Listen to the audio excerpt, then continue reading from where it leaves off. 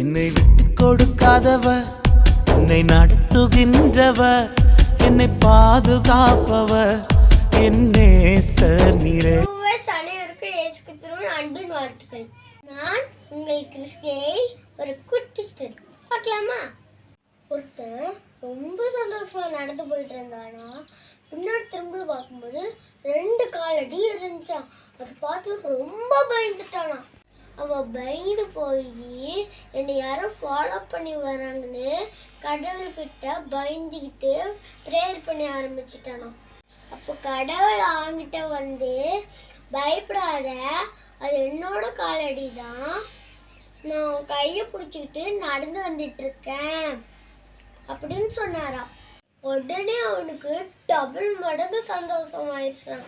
நீங்களே சொல்லுங்க, ஏசப்பா நம்ம கையை பிடிச்சிட்டு நடந்து வந்துட்டு இருந்தானா நம்மளுக்கு சோகமாகவே இருக்கும், சந்தோஷமா தானே இருக்கும். கொஞ்ச நாள் போக ரொம்ப கஷ்டமாயிடுச்சான்.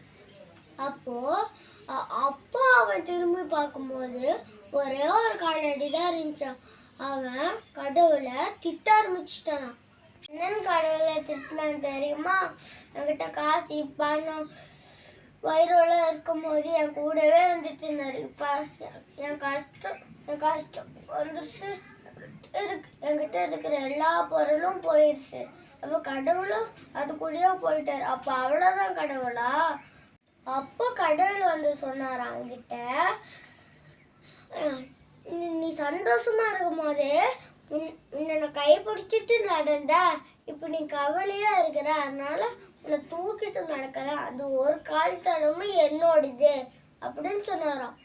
இது மாதிரி பைபிள் ஒரு அழகான வசனம் இருக்கு, சொல்லட்டுமா? ஏசாயா 41:14, பயப்படாதே, நான் உனக்கு துணை நிற்கிறேன். அன்பானவர்களே, நீங்க எதை செய்தாலும் ஜெபத்தோடு செய்யுங்கள். நன்றி. God bless you.